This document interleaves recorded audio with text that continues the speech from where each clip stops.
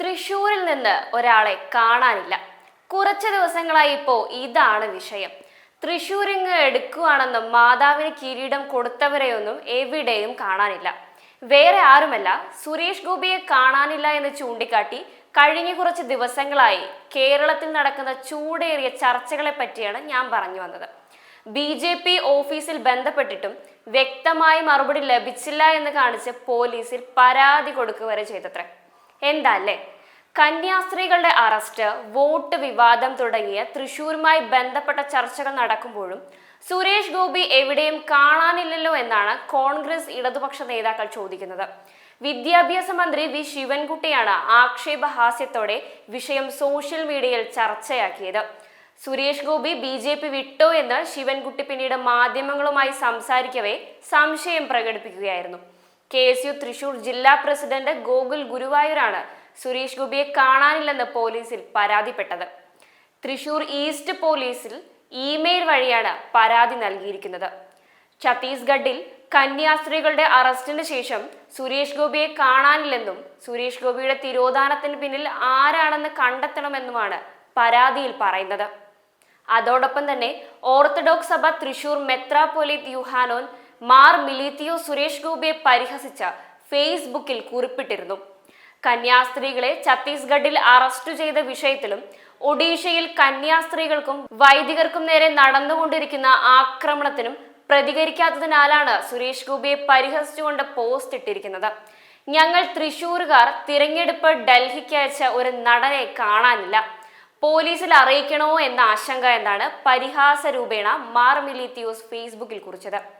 തൃശ്ശൂരിൽ സുരേഷ് ഗോപി വേളാങ്കണ്ണി മുതൽ ഭരണങ്ങാനം മലയാറ്റൂർ വഴി ലൂർദ് മാതാവിന്റെ പള്ളി വരെയുള്ള തീർത്ഥാടന പ്രഖ്യാപനമെല്ലാം ഉണ്ടായിരുന്നു.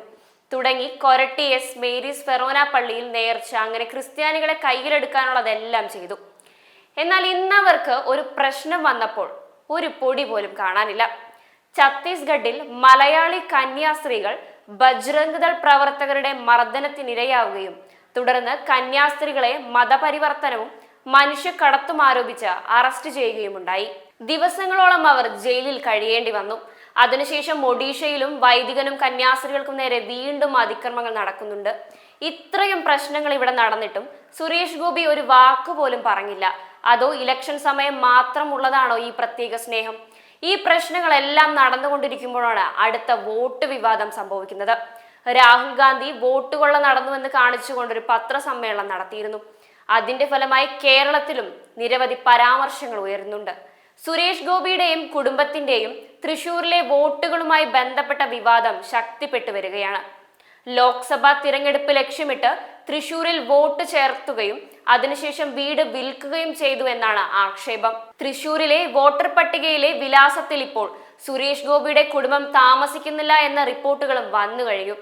സുരേഷ് ഗോപി, സഹോദരൻ എന്നിവരുടെയും കുടുംബാംഗങ്ങളുടെയും ഉൾപ്പെടെ 11 വോട്ടുകൾ തൃശ്ശൂരിൽ ചേർത്തുവെന്നും തിരഞ്ഞെടുപ്പിന് ശേഷം ഇവരെ തൃശ്ശൂരിലെ വീട്ടിൽ കാണാനില്ലെന്നുമാണ് തൃശ്ശൂർ DCC അധ്യക്ഷൻ മാധ്യമങ്ങളോട് പറഞ്ഞത്.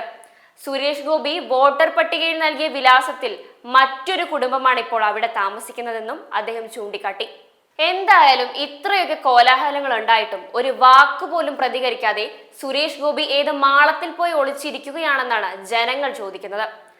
തൃശ്ശൂർ എടുക്കാൻ നടന്ന സുരേഷ് ഗോപി തൃശ്ശൂർ കയ്യിലെടുത്ത് ഇപ്പറഞ്ഞ ക്രൈസ്തവ വോട്ട് വാങ്ങിയാണെന്നുള്ളതും ഇവിടെയുള്ള അരിയാഹാരം കഴിക്കുന്ന എല്ലാവർക്കും നന്നായിട്ട് അറിയുന്ന കാര്യം തന്നെയാണ്. അതുകൊണ്ട് തന്നെ ഇപ്പോ അവർക്കൊരു പ്രശ്നം വന്നപ്പോ എങ്ങോട്ടോ മുങ്ങിയ സുരേഷ് ഗോപിയുടെ ഭാവി ഇനി എന്താവുമെന്ന് കണ്ടു തന്നെ അറിയാം.